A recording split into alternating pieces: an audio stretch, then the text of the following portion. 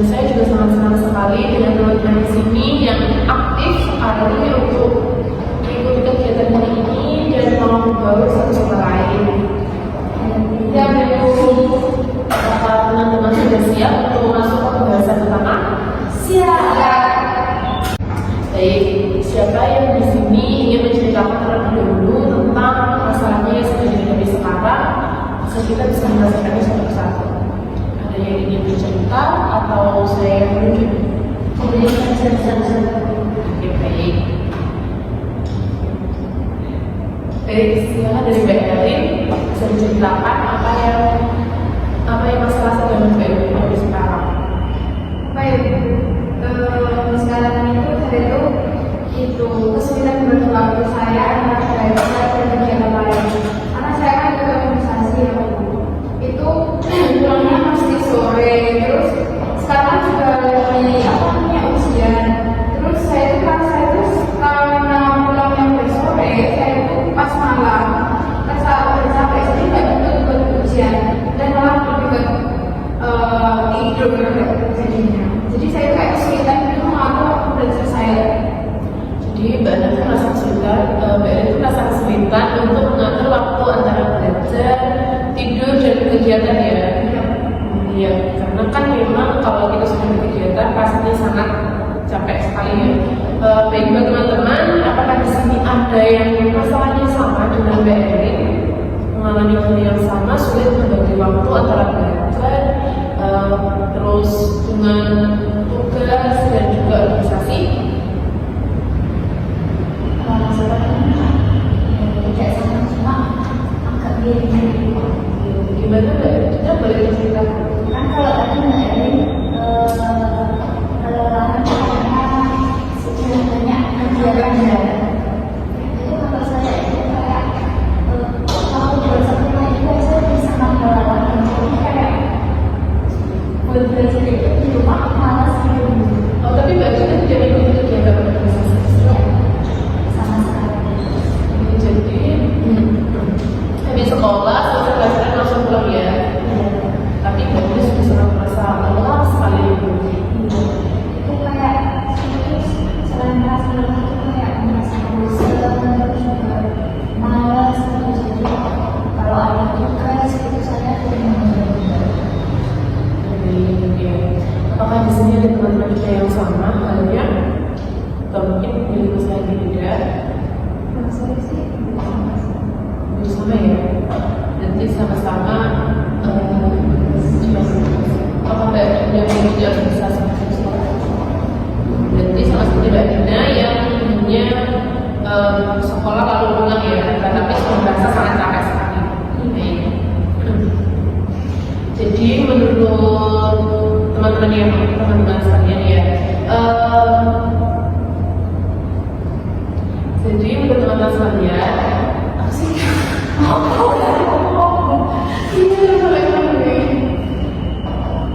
ada solusi kira-kira kalau teman-teman berada di posisi yang sama gimana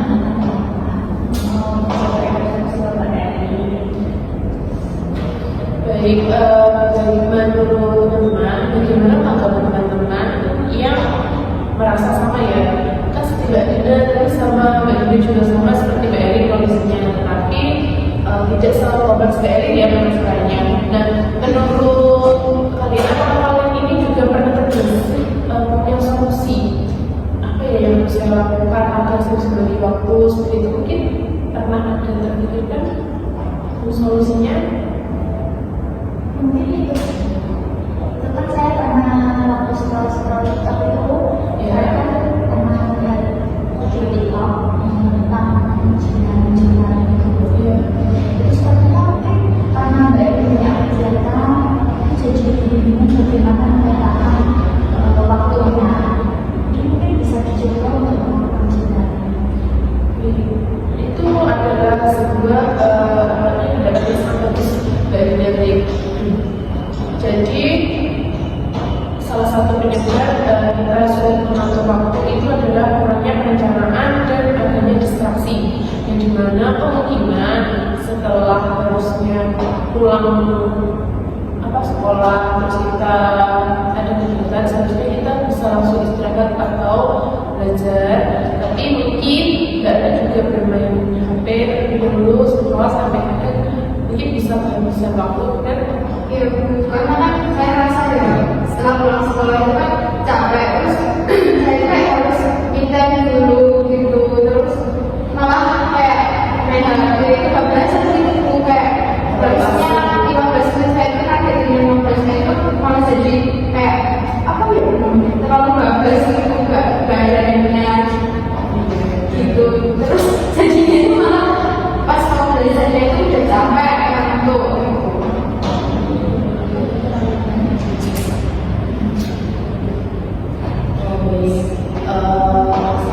Nanti untuk persahabatan nanti kita carikan solusi bersama-sama.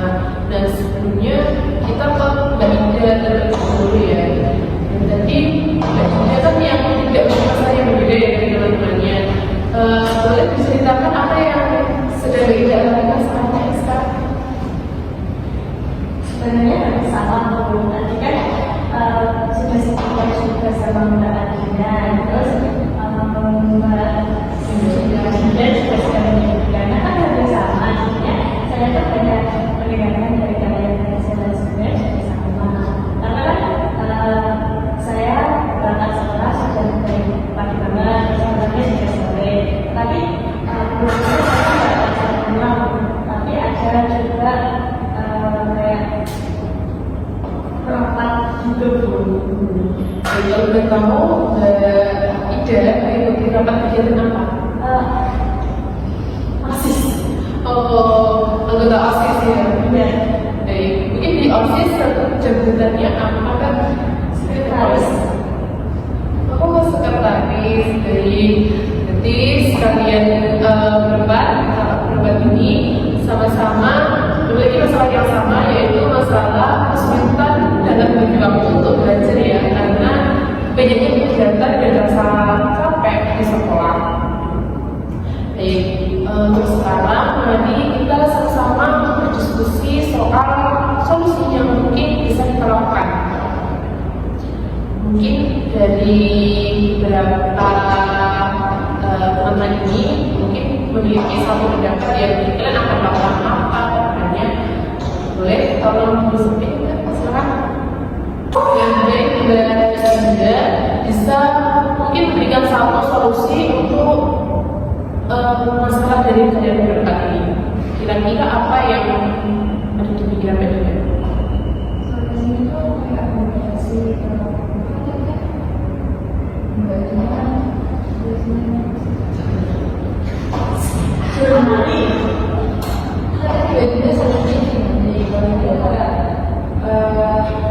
membatasi kapan main HP gitu. Jadi membatasi waktu antara main HP dan belajar ya. Untuk Mbak Elin sendiri Mungkin nggak sampai yang Mbak Gida ya, karena soalnya saya juga merasa kalau main HP mungkin terlalu over, jadi saya sendiri mengakui ya di situ. nanti bisa membuat jadwal ya, bisa membuat jadwal dalam belajar, sosmed dan kegiatan ya Mbak. Baik, untuk Mbak Ida, Saya sepakat dengan Mbak Adina dan juga Mbak Gida, karena kalau keduanya dalam kelas itu kan pastinya sebenarnya kenapa yang pertama membatasi bermain HP, yang kedua kan jadinya kita bisa untuk lebih fokus ke tadi jurnalnya, jadi bisa melihat apa saja yang bisa saya lakukan. baik, jadi dapat kita ambil kesimpulan dari Mbak Elin, Mbak Dinda, dan Mbak Ida bahwa sebenarnya yang harus kita lakukan untuk mengontrol diri kita agar kita bisa membagi waktu itu adalah dengan kita melakukan journaling untuk membagi waktu antara belajar, sosmed dan juga kegiatan.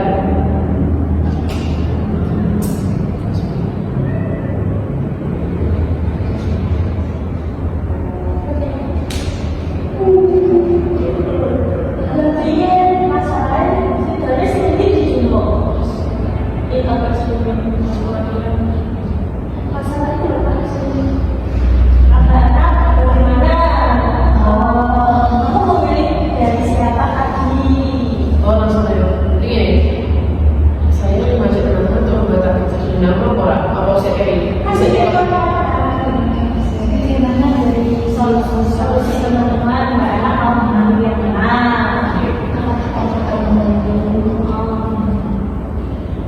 Baik, tadi kan kita berada masalah ya, dulu. Tadi kan sudah ada 4 solusi ya, termasuk dari BRI sendiri, dari teman-teman juga. Nah, menurut BRI, akan menggunakan solusi yang mana dalam menyelesaikan masalah ini? Mungkin kan karena solusinya lebih sama ya, saya mungkin sama solusi dari itu kayak baik dari kan bilang kalau penggunaannya dibatasi juga. Nanti saya juga mungkin yang melakukan itu dan juga nanti bilangnya itu harus aku emosionalin itu menjadwalin. Mungkin saya akan mulai menata ulang jadwal saya dari bangun tidur hingga tidur lagi, apa yang harus saya lakukan agar saya itu udah nggak keteteran lagi untuk selesai sendiri. Bagus. Terima kasih sudah mau mengambil keputusan solusi ini. Nanti sebenarnya juga bisa terapkan ini ya. Dan sekarang kita masuk ke permasalahannya dulu ya. Baik, untuk Mbak Edina, kira-kira bagaimana solusi yang akan diambil oleh Mbak Edina? Apakah mungkin punya pendirian lain untuk Mbak Edina? Tapi dari solusi teman-teman itu, kan saya masalah utama saya tentang apa ya, yang masih muda itu bagaimana cara mengatasinya. Jadi karena Mbak Edina ada juga rasa malasnya yang melawan rasa malas yang benar. Mungkin di sini teman-teman ada punya solusi untuk melawan rasa malas agar Mbak Edina ini semangat lagi untuk belajar setelah merasa capek pulang sekolah. Mungkin untuk memutuskan solusinya, ya mungkin solusinya kayak itu sangat berpengaruh gitu. Terus bahasa kayak belajarnya mungkin biasanya bagaimana cara belajarnya gimana terus diubah lagi. Untuk Mbak Edina, apakah sudah memiliki support system?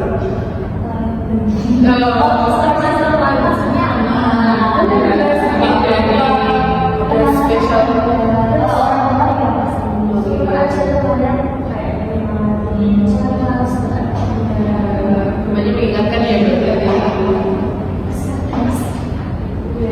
untuk yang belajarnya sendiri di Mbak Edina, biasanya sih menggunakan yang belajar seperti apa untuk saya ini? Biasanya itu saya meresum. Kalau meresum itu kan pasti membaca, jadi saya sudah pasti ngerti. Tapi kadang kalau pas tuh itu kayak nggak masuk di otak gitu. Oke, baik. Berarti sebenarnya gaya belajar Mbak Edina meresum itu sudah termasuk gaya belajar yang sangat efektif, karena kita di sini belajar untuk membaca dan juga menulis, jadi otaknya juga menangkap. Nah, untuk teman-teman, apakah ada yang memiliki saran juga atau solusi bagaimana jika Mbak Edina ini sedang merasa lelah atau capek dengan belajarnya yang seperti ini tadi, meresum? Mungkin ada yang bisa lain ya teman-teman, atau sekarang bagaimana? Coba kalian belajar lain aja kayak Mbak Edina. Nggak sambil ngopi gitu. Kayak cari suasana baru juga. Tapi itu kalau belajar sama teman-teman itu nanti malah banyak ngobrolnya. Mungkin satu itu belajar ada yang kita bikin video itu Mbak Edina Visual itu membawa visual, kita juga bisa kan dari visual itu aku jadi kan sambil melihat visualnya sambil resum Itu salah satu yang juga sih Mbak.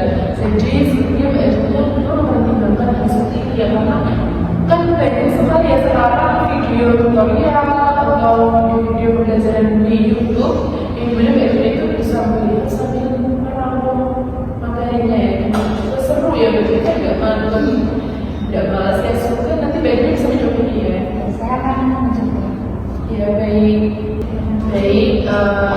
gimana kalau saya ingin mengajak teman-teman untuk membuat target sederhana yang dimana misalnya ya kalian itu belajar selama 30 menit tanpa gangguan setiap harinya, tanpa gangguan jenis sosmed atau tanpa gangguan dari teman. Jadi semisal kalian belajar menggunakan video dari YouTube, ya tetap fokus saja pada videonya dan merangkum atau resum tanpa scroll Nah, dan juga belajar untuk membuat journaling setiap hari pada kegiatannya. Jadi hari ini saya harus ngapain aja, apa kegiatan saya sudah ditulis, agar bisa mudah untuk membagi waktunya. Apakah teman-teman sudah bersedia? Bersedia. Ingat ya bahwa mengatur waktu itu bukan berarti harus belajar terus-menerus, tetapi bagaimana kita menyeimbangkan antara kewajiban dan aktivitas lainnya. Baik teman-teman, sebelum kita akhiri, saya ingin mendengar satu hal penting yang teman-teman pelajari dari kegiatan hari ini. Ada yang bisa diceritakan kegiatan hari ini?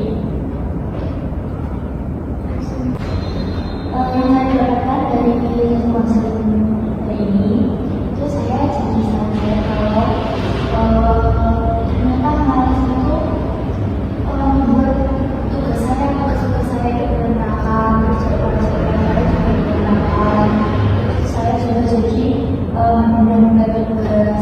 Itu saya membuat saya termotivasi untuk bisa berubah. Itu sebuah kesadaran yang perlu dilakukan teman-temannya ya. Baik, untuk Mbak Indah silakan bagaimana?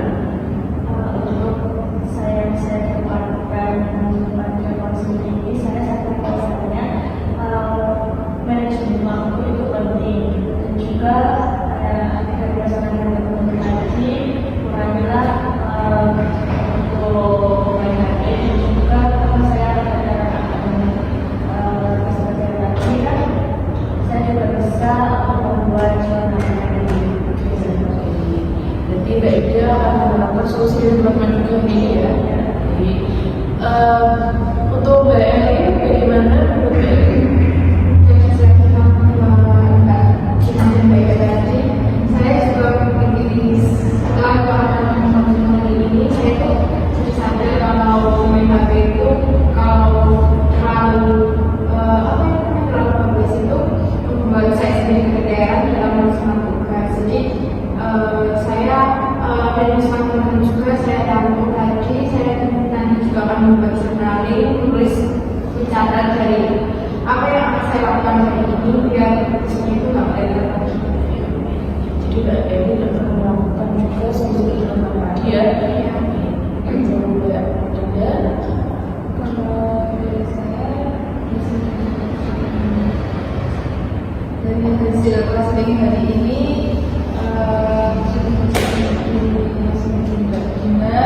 itu sampai Mbak Eli kalau manajemen waktu itu penting dan mengatur waktu ini agar tidak tugasnya itu tidak lama dan tidak bertumpuk. karena semakin banyak tugas yang menumpuk, maka semakin malas bagi kita mengerjakannya. Oke, terima kasih. Hari ini kita telah belajar bahwa kesulitan membagi waktu belajar itu dapat diatasi dengan mengenali penyebabnya, terus menentukan prioritas, membuat jadwal dan berkomitmen untuk menjalankannya. Jadi harus dibagi antara yang prioritas dan yang bukan. Jadi kita dulukan prioritas dulu ya.